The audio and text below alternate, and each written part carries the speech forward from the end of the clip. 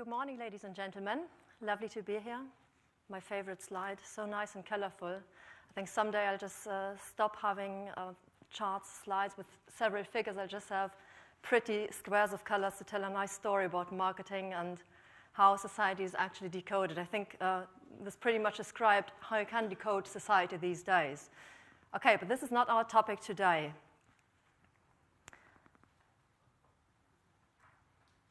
Discovering the impact of mobile. I've been involved in mobile research since its rise in the late 90s. Very interesting to watch this rise. And what I'd like to give you insight to today is the impact of mobile and mobile research in the German media planning landscape. I don't know, who's from Germany?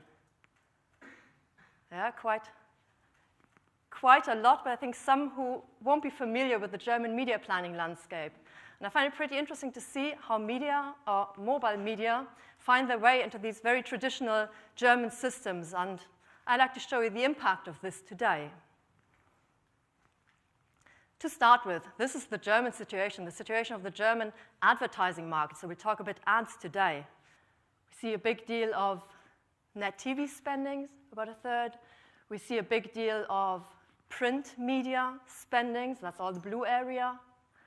Out-of-home radio, and highlighted in pink, red, depending how the color transforms here on these screens, online or mobile. But how do advertising companies actually decide how they're going to distribute their media spendings and where they're going to advertise what? How do they plan cross-media campaigns these days in Germany? I think you'll find it pretty interesting, especially if you're not from Germany, to see what the Germans does, because it's a pretty unique system, as I find when I work with my global colleagues all over the world. I like to call it a bit of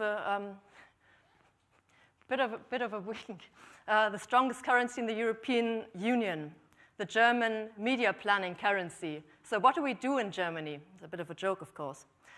We have an association where all currency is fixed. This is the currency. We have a currency for press, for radio, for TV, which is measured in a panel. Many of you know the GfK TV panel. We have an out-of-home currency and an online currency, which is measured in a siloed study and fusioned into the big currency surveys. So far, so good. If you want to know who reaches whom in Germany, these are the surveys to go with. These are the surveys everybody plans with, every advertiser plans with in the classical media world. I'm not talking about Google, Facebook, or any of the new players, but this is how it's been done, I think goes back to the 70s. So, but how does this system work in today's world? I think we all know how it has transformed. Yeah, it has changed. And you know, the Germans love their punctuality and their accuracy, as you can imagine. Vorsprung durch Technik. This is something, a motto you also see in German media research. So to show whom I reach if I book a print campaign, or whom I reach if I book a TV campaign, I need to see the overlap. What's the incremental reach? Who does what and how does it compare? So this is pretty much of a revolution. Combining all these surveys, and they're huge surveys. I think each of them is around probably an hour's length. It's really, and every researcher knows what that means. But you need that to explain the fragmented market, of course. So all these are connected by little hooks, by having the same questions in the same surveys as far as possible, to leave enough room for the questions you need for each media. And then the maths experts come and combine it by fusion until it all fits together. And at the end of the day, we have an intermedia currency. And the latest innovation on the German media planning market will be that online will be finally in real digital media in the intermedia research, showing the overlap and incremental benefit of adding a certain channel. Mobile is to follow, so this is the state. I mean, being in a pretty mobile world today, this is the state of planning, of advertising planning in Germany, and this is pretty advanced with all these hooks. This is unique. No other country has this in that extent. I'm pretty sure of that. Some countries have bits of this, but this is pretty unique what is done in Germany. And here all competitors from the different channels sit at one table and discuss how they're going to do it and what's going to be currency. Great. Well, what about the consumers behind all that reach? It's good to know who's the biggest and reaches the farthest, and very important to know. But who's behind those demographics and that reach? And of course, as you can imagine, every channel, every medium, every publisher spent loads of money, which is great for research agencies to prove that everybody has the wealthiest, the prettiest, the most affluent, the most everything, the consumer you can have behind your media. So there were masses and masses and masses of surveys you could use to see who used your brand, because everybody tried to prove for an advertising client, look, all your clients are on our medium. So we had masses of surveys. It was great from a researcher's perspective, which I was those days. That was the point when I was on the side of selling these things. So I thought, super, you have this information here, here, here, and here, and in 10 other sources, but great. We'll be happy to do this survey. So it was not so great for the media companies spending all the money. It wasn't good for the research budgets, which were really high. And finally, which is most important, it wasn't good for advertising clients, of course, because how should they know which source to trust? You have some information here, another piece of information there. This says it's 10%, the next one says it's 20%, so what? And this in this complex world. So times have changed. In the age of co-opetition, what happened on the German market? And I think also that is pretty unique and interesting to see as a use case.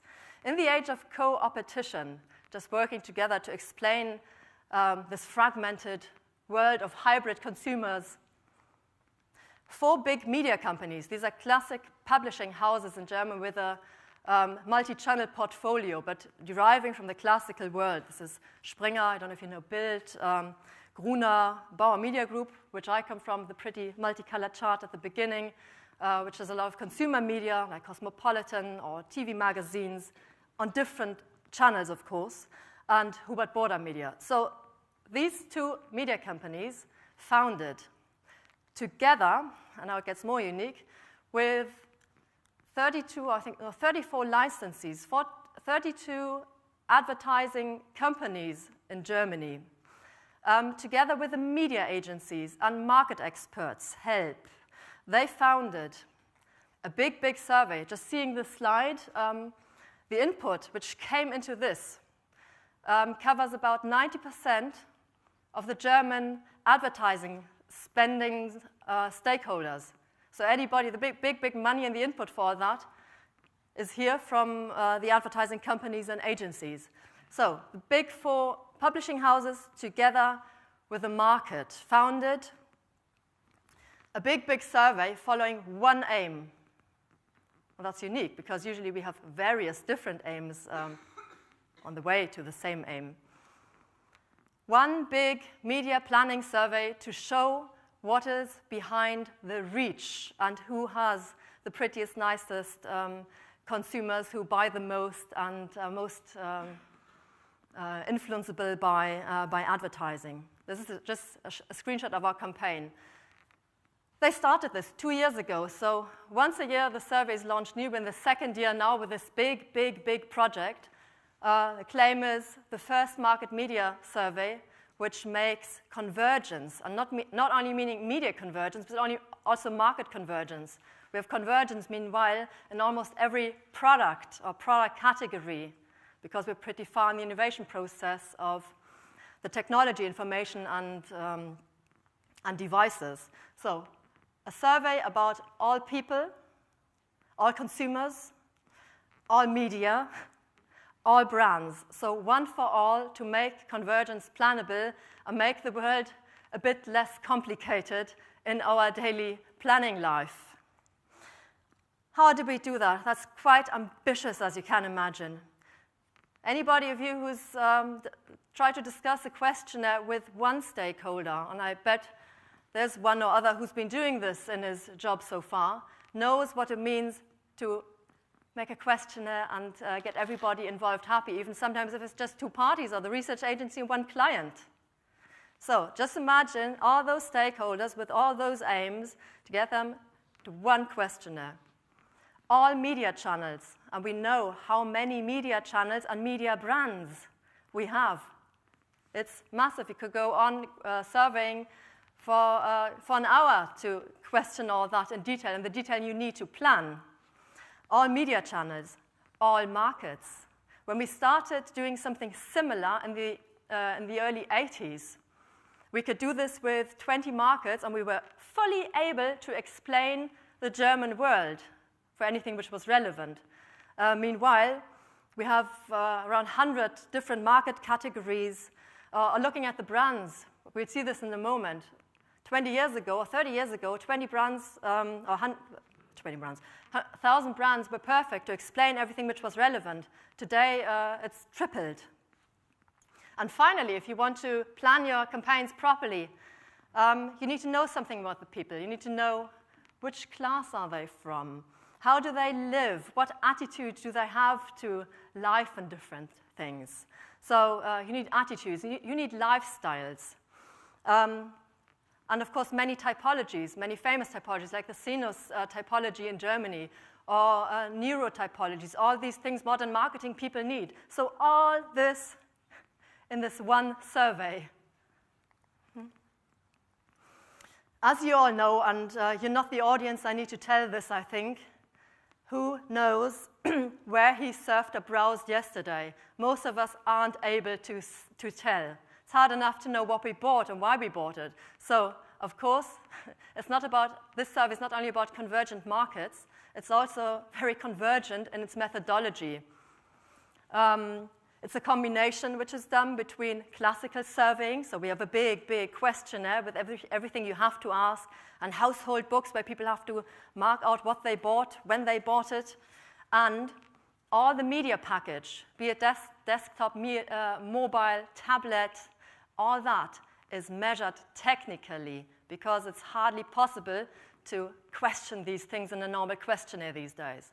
So, big part, face-to-face questionnaire, and we really invested in face-to-face. And a big technical measurement, which we fusioned into this data as a convergent methodology and have a good digital quality for all the digital media part in here. Unfortunately, magazines can't be measured technically. Always a bit of a problem, I find. That's why the digital world is so nice. You know, it's certainty instead of probability, so I love the digital world, which makes these measurements much easier. What does this look like when we put this all together? We have once a year, 80 million surveyed information points. 80 million points of information you need to know to plan the market. And on the other hand, 40 million desktop, mobile, or tablet activities from the technical measurement. As we measured everything, we could have put far more into here, but we need to make the world a bit more simple and show the things which are relevant to planning only. 45 consumers, 45 participants of this survey, which is pretty big, and 6,000 digital complete customer journeys, which would enable showing the journey from things we've seen already today, from minute to minute, who surfed, when, where, what, on which device, and cross-device also, because we had single source users of different devices in the sample to show the overlap. 2,400 brands, 110 product areas, 200 apps were included, although we could have included more from the technical measurements, but we, as I said, we had to keep it a bit simple. 600 stationary and 400 mobile-used websites. So, this is a database. If you have this as a database, you can spend, you can spend the rest of your life just finding nice little marketing stories and planning stories and explain the world with this. It's massive. As the whole market uses it for its stories and planning, And I think you'll never see the same story twice. There's so much data and so accurate and all from a single source approach, showing who does what with what or without what in any detail you would like. My topic, so what's in for mobile? I started showing the classical world and how things are planned with reach, and how now we know whom is reached exactly, what affinities they have, what they use, which media they use, which products they use, and what kind of people these are. So what's in for mobile? And as I said, with my 80 million data points, I think it would have to be removed from stage if I really went through this in complete detail. What I won't show, of course, you have all the basics. What's the overall reach, who uses mobile, which applications are used, which mobile-enabled websites are used, all the demographics behind that, all the basics, clear that this is in here. You can combine it as you need for analysis. But let's go through 6 quick things which are quite nice. I call it the degree of mobilization. I always like the digital divide, but the new one. I don't see the digital divide in internet penetration, but how people actually start living in the digital world. And living meaning doing things they used to do in the offline world, in the online world now really frequently. These are hardcore action completers here. So we have more who do online shopping in general, so these are the ones who do it really high on a high frequency level. Just showing the difference what smartphone users do and what tablet users do on their devices. You can see that the tablet users, they must be permanently broke. You have all these, I mean, look, 55% frequent online shoppers, online bankers on the tablet. I was glad to see that we have a big deal of auctions, which also enables selling things and earning some money again in this data, which say, okay, they won't be that broke then, and still attractive as an advertising clientele. So all the banking business, streaming, e-magazine subscriptions, you have a much higher use on the tablet user side. On the other hand, looking down at the mobile part, you see music is still higher on the smartphone, radio too, probably could just pop it in your little pocket, or just playing around with your photos is still pretty much of a small screen mobile thing to do. Although we see many people playing around their tablets with photos these days too, but obviously not as many as the smartphone users. This is one of the basics. I just brought the mobile-used websites or mobile-enabled websites. We can differentiate, but I just brought them together. You can just see the normal ranks. Facebook, highly in the game here. Wikipedia, Amazon. There we have the shopping part again. So you can also go, here's an example of WhatsApp. You can see exactly in this set of data who is behind the WhatsApp application. You can see that's 56% males, 44% females. You can see the income, and you can see any of these 80 million data points with typology-wise, attitude-wise, whatever, what they buy, what they like, what they do, what they don't like. You can put all this data into every single application or mobile-enabled website in comparison to whatever you like to plan whom you really want to reach. You can also see what was really done mobile, shopping-wise. You can see that we have big shares of fashion and shoes in Germany in the mobile shoppers, combined of tablet and mobile in this small screen smartphone in this case. And the general population is about 30%. So pretty good target group. What's in for mobile? Pretty much, I would call it. What might be a bit interesting or strange for maybe a UK audience or an American audience here. Can you see this tiny little thing which nobody can read?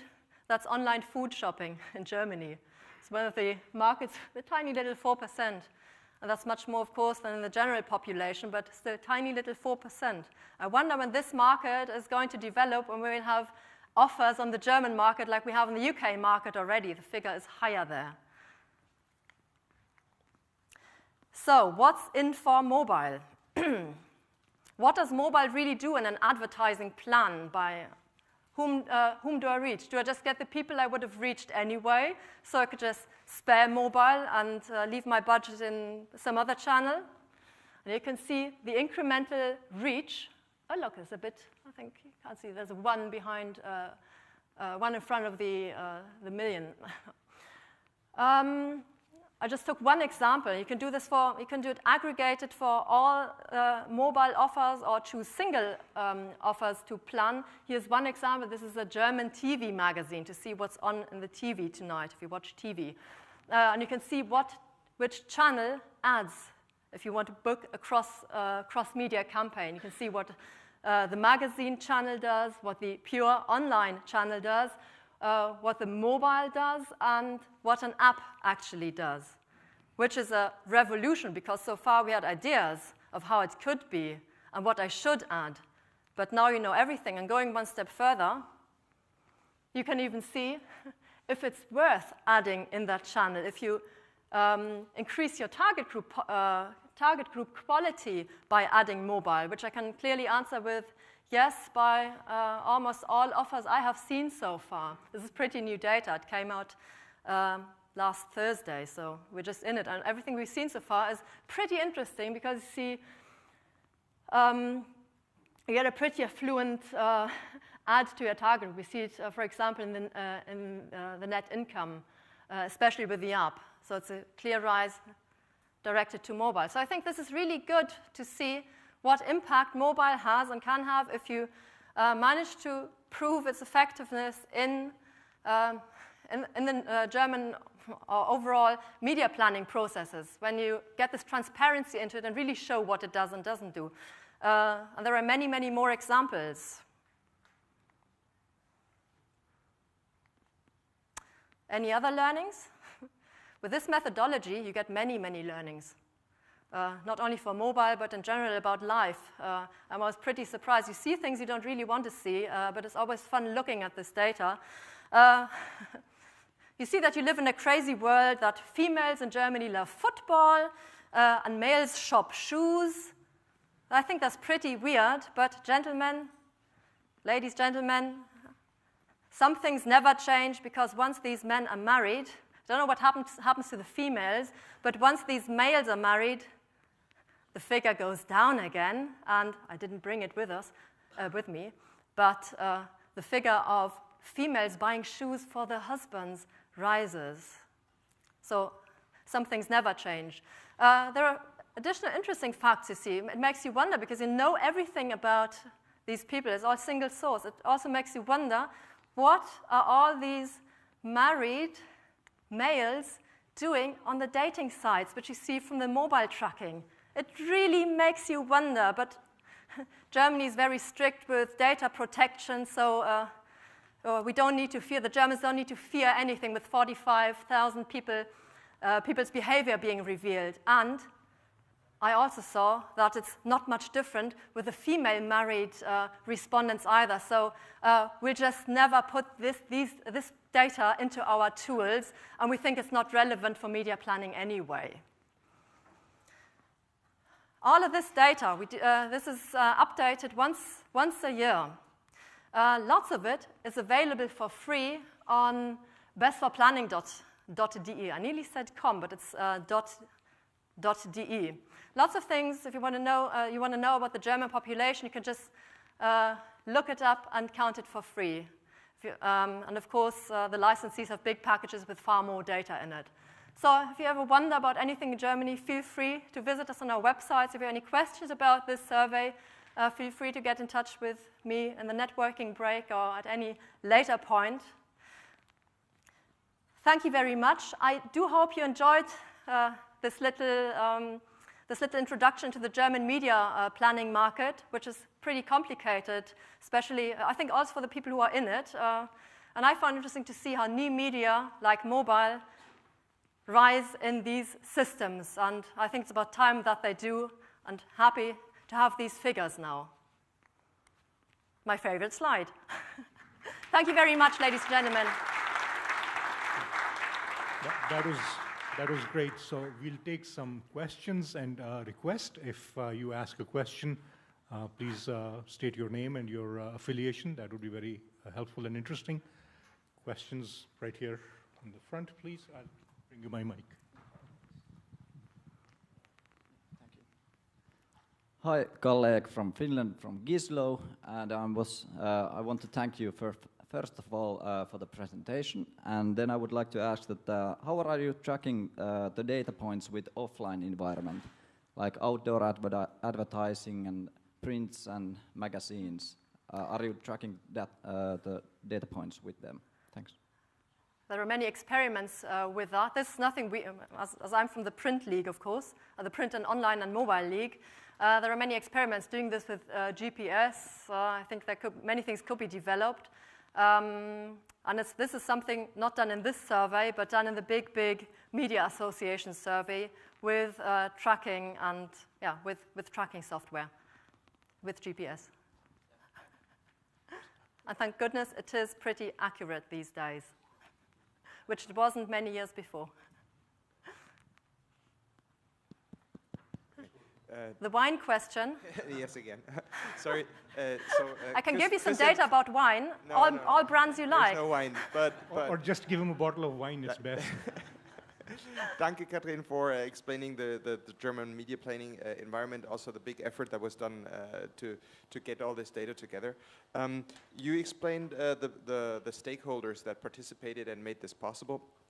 And as far as I remember from the second slide, I didn't see like the big research companies being. There was the media and the advertising companies, and there were advertisers. But what about the research agencies?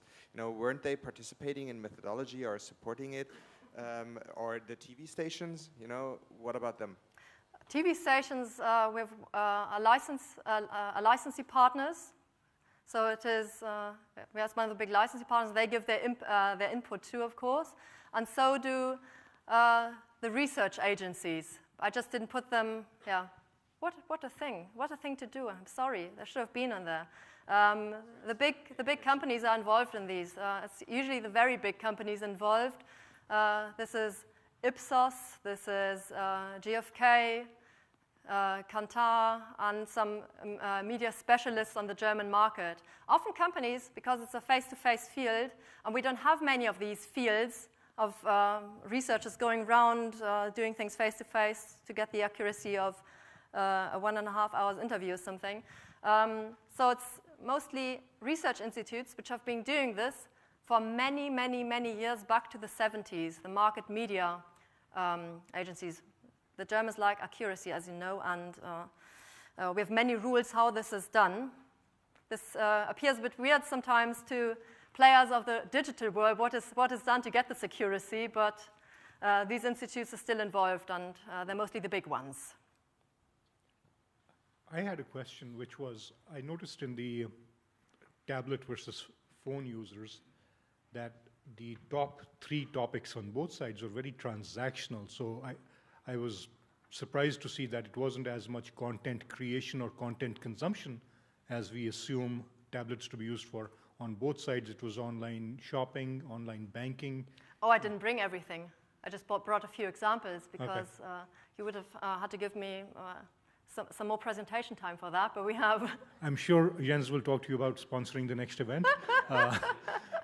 Any other questions? We have information about far more what you can do on the devices. I just brought a tiny little selection of things. And we have social activities and creating content and networking. And you can see how social people are these days, if they are all on their digital devices or if they do it in both worlds. And we can, quite a nice little fact, by the way, you can see that sociability is even rising on all channels. So this convergent world is obviously getting us more communicative, although we do it on various channels. So we do it offline and online and rise our relationships. Any other questions? Otherwise, there is a question here.